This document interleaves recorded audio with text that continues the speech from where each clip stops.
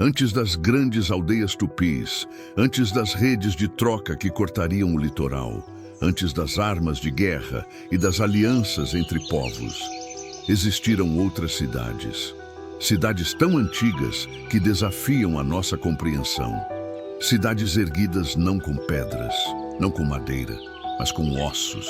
Por milhares de anos, homens e mulheres viveram, morreram e renasceram simbólica e espiritualmente em montes gigantescos feitos de restos de peixes, conchas, cinzas, carvão, instrumentos quebrados e ossos humanos.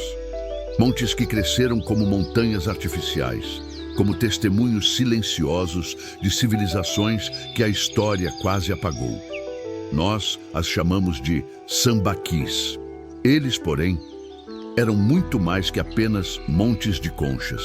E hoje, vamos desenterrar suas histórias. Para compreender essas cidades esquecidas, precisamos voltar no tempo. Entre 7.000 e 2.000 anos atrás, o litoral brasileiro era um universo totalmente diferente. O nível do mar variava, a vegetação se transformava. E populações inteiras desenvolveram uma relação profunda com as águas. Uma relação que moldou seus corpos, seus rituais, suas moradias e seus mortos. Eles não deixaram escrita, não deixaram estátuas monumentais, mas deixaram algo ainda mais precioso: a memória física de suas vidas, cuidadosamente depositada em montes que resistem até hoje. E é aqui que nossa história começa. O Brasil pré-histórico não era silencioso. Praias desertas ecoavam o som do vento costeiro.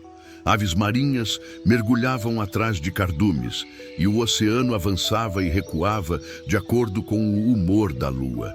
Nessas margens indomáveis emergiu um modo de vida que floresceu por milênios. Os homens e mulheres dos sambaquis eram pescadores, coletores, artesãos e navegadores. Eles conheciam cada curva da costa, cada enseada, cada corrente marítima.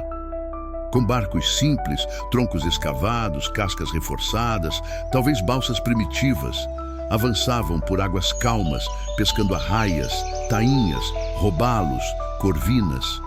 E à noite, a maré trazia o banquete principal: moluscos, mexilhões, ostras, berbigões, lambretas, sururus.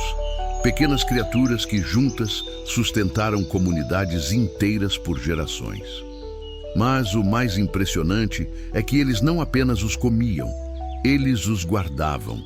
Ou melhor, guardavam suas conchas. Depois do consumo, os restos eram depositados em locais específicos, cuidadosamente selecionados. Com o tempo, essas acumulações se tornariam montes gigantescos, com 10, 20, 30 metros de altura. Alguns eram tão grandes quanto prédios de vários andares. Essas estruturas não eram lixo, eram arquivos, eram monumentos, eram lugares sagrados. Por que depositar conchas durante milhares de anos no mesmo lugar? Por que carregar moluscos, ossos e cinzas até pontos específicos? A resposta ainda hoje é debatida. Mas o que sabemos é que essas comunidades viviam em abundância. As águas costeiras do Brasil pré-histórico eram extremamente ricas.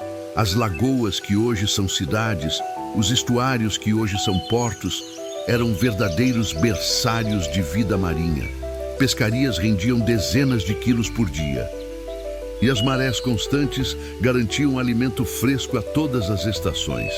Essa abundância permitiu uma coisa raríssima na pré-história: sedentarismo. Enquanto muitos povos do interior migravam de acordo com a caça e as estações, os moradores dos sambaquis podiam permanecer praticamente no mesmo lugar durante séculos. Eles criaram comunidades estáveis, rotinas fixas, rituais complexos, cemitérios estruturados. Isso os diferencia de quase todos os outros povos da época. Eles viviam em verdadeira harmonia com o mar, a tal ponto que seus corpos mostram adaptações impressionantes. Quando arqueólogos estudam esqueletos de sambaquis, encontram marcas físicas surpreendentes. articulações desenvolvidas de remar, braços e ombros largos, sinais ósseos típicos de mergulhadores habituais, dentes desgastados por raspar fibras de pesca, vértebras marcadas pelo transporte constante de cestos pesados. Essas pessoas não eram nômades cansados vagando pelo interior. Eram especialistas, eram profissionais de um ambiente costeiro extremamente desafiador. Viviam muito, sim, surpreendentemente muito para padrões pré-históricos. Alguns indivíduos atingiam 40, 50 e até 60 anos. E aqui surge um detalhe fascinante. Eles tinham papéis sociais distintos. Em alguns sambaquis, encontramos indivíduos enterrados em locais especiais, com adornos, pigmentos, instrumentos raros. Isso indica uma sociedade com certo grau de hierarquia ou prestígio. Algo raro para grupos caçadores-coletores. Mas nada nos intriga mais que uma descoberta específica. Os sambaquis não eram simples acúmulos. Eles eram construções planejadas, com camadas distintas, cinzas, conchas, ossos, carvão, instrumentos quebrados, mais conchas. Em alguns locais, havia verdadeiros pavimentos, onde as pessoas caminhavam, faziam fogueiras, cozinhavam, fabricavam ferramentas e realizavam cerimônias. E quando parte do monte ficava cheia, eles simplesmente construíam outro ao lado. O litoral se enchia de colinas brancas, visíveis a quilômetros de distância. E aqui, arqueólogos percebem algo extraordinário. Esses montes estavam frequentemente alinhados com o solstício de inverno, com canais navegáveis ou com lagoas específicas. Ou seja, eles tinham arquitetura, não eram depósitos, eram cidades. Enterros são a chave para decifrar uma civilização. E nos sambaquis encontramos enterros impressionantes. Corpos dispostos cuidadosamente, muitas vezes cobertos com pigmentos vermelhos, ocre, simbolizando renascimento. Crianças enterradas com colares feitos de dentes de animais. Adultos com instrumentos de pedra finíssima, incrivelmente polidos. Alguns enterrados sobre pilares de concha, como se estivessem acima dos demais. E há algo ainda mais estranho. Enterros múltiplos, corpos reorganizados, indivíduos enterrados em posições incomuns. Sepultamentos que parecem ter sido reabertos, manipulados e fechados novamente. Isso indica rituais complexos envolvendo os mortos. Talvez culto aos ancestrais, talvez cerimônias de passagem, talvez algo mais simbólico, mais espiritual. Mas nenhuma descoberta é tão chocante quanto esta. Em alguns sambaquis, encontramos crânios alongados, não por acidente, por tradição. A prática de alongar o crânio, apertando a cabeça de bebês para que crescessem com formato diferente, não era comum entre todos os povos do litoral. Era exclusiva de certos grupos. Isso indica que certos indivíduos, talvez líderes, xamãs, navegadores ou figuras espirituais, tinham aparência distinta. Esse é um dos maiores indícios de estratificação social na pré-história brasileira. Em alguns sambaquis, arqueólogos encontram pequenas esculturas, figuras humanas ou animais feitas com conchas, dentários de tubarão ou pedras exóticas. Algumas têm olhos perfurados, outras apresentam formas abstratas. Esses objetos foram interpretados como amuletos, símbolos de clãs, representações de antepassados, totens de poder, brinquedos rituais. Ainda não sabemos ao certo, mas sabemos que eles representam arte e, portanto, cultura consolidada. Essas comunidades não apenas sobreviviam, elas pensavam, criavam, ritualizavam. E isso nos leva à parte mais impressionante de todas, sua arquitetura monumental. Imagine caminhar pela costa há 5.000 anos. A maré bate levemente na areia. A vegetação costeira balança ao vento e, à distância, algo domina a paisagem. Um monte branco enorme, brilhante ao sol, maior do que qualquer morro natural da região. Esse monte não é natural, é humano, construído ao longo de gerações. Os sambaques funcionavam como marcos territoriais, pontos de navegação, cemitérios, centros cerimoniais, arquivos de memória coletiva, indicadores de abundância alimentar, símbolos de poder. Eles eram, ao mesmo tempo, tudo isso. E é por isso que muitos pesquisadores chamam os sambaquis de as primeiras cidades do Brasil, porque eram permanentes, porque tinham funções múltiplas, porque abrigavam o cotidiano e a espiritualidade. Em algumas regiões, como Santa Catarina e Paraná, sambaquis eram construídos próximos a canais navegáveis. Isso sugere que embarcações pequenas atracavam nesses pontos. São, talvez, os primeiros portos brasileiros. Locais onde grupos diferentes se encontravam para trocar pescado, ferramentas, conchas raras, pigmentos, pedras distantes.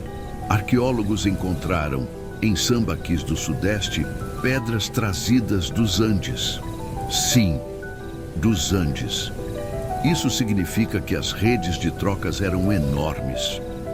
Isso muda completamente a visão de isolamento dos povos pré-históricos. Os sambaquis eram pontos nodais, centros conectores, hubs do mundo antigo. Nada dura para sempre. Nem montanhas, nem cidades, nem civilizações. E há cerca de 2000 anos, algo mudou radicalmente no litoral brasileiro. As conchas foram abandonadas. Os montes deixaram de crescer. Novos grupos, mais móveis, mais voltados à agricultura, começaram a ocupar as regiões costeiras. Muitos sambaques foram reocupados por povos que nunca participariam da cultura anterior, o que causou a queda dos sambaqueiros. As teorias são várias. Mudanças climáticas, aumento de doenças costeiras, competição entre grupos, colapso ambiental por excesso de exploração marinha, substituição por culturas ceramistas mais adaptáveis, migrações vindas do interior. Talvez tenha sido uma combinação de tudo isso. Talvez eles tenham simplesmente perdido o poder de adaptação ao longo do tempo. Mas há algo ainda mais intrigante. Alguns sambaquis foram desmontados. Sim, povos posteriores retiraram conchas, abriram camadas, reutilizaram partes dos montes, e isso sugere conflito cultural, sugere choque de visões de mundo, sugere que essas montanhas brancas tinham significados profundos, positivos para uns, negativos para outros. Hoje, muitos sambaquis foram destruídos por cidades, estradas, mineração de calcário. Mas centenas sobrevivem. São museus naturais, são livros de história. São memórias das primeiras grandes sociedades sedentárias do Brasil. E nós ainda estamos decifrando seus segredos. Porque cada concha é um registro, cada camada é um capítulo, cada monte inteiro é uma biblioteca. E nessa biblioteca existe algo ainda mais profundo, esperando para ser revelado. Eles viveram por 5.000 anos. 5.000 anos. Construindo, pescando, enterrando seus mortos, contando histórias. 5.000 anos, olhando o mar como um espelho dos deuses. E então, desapareceram. Restaram seus montes, restaram seus ossos, restaram suas cidades de conchas, mas sua história continua ecoando.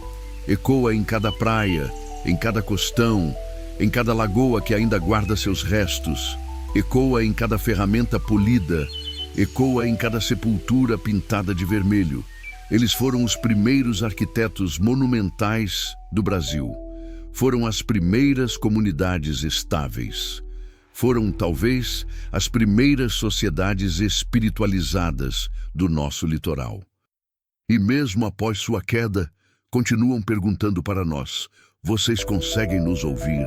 Conseguem entender quem fomos? Conseguem imaginar a grandeza que existiu antes de vocês? No próximo episódio, desceremos ainda mais fundo, rumo às cavernas, aos abrigos as pinturas e as revelações que marcarão o nascimento de crenças, rituais e mundos invisíveis no interior do Brasil. Porque a história brasileira não começou com cidades, nem com colônias, nem com aldeias. Começou com memória, com símbolos, com espiritualidade. E é para lá que vamos agora.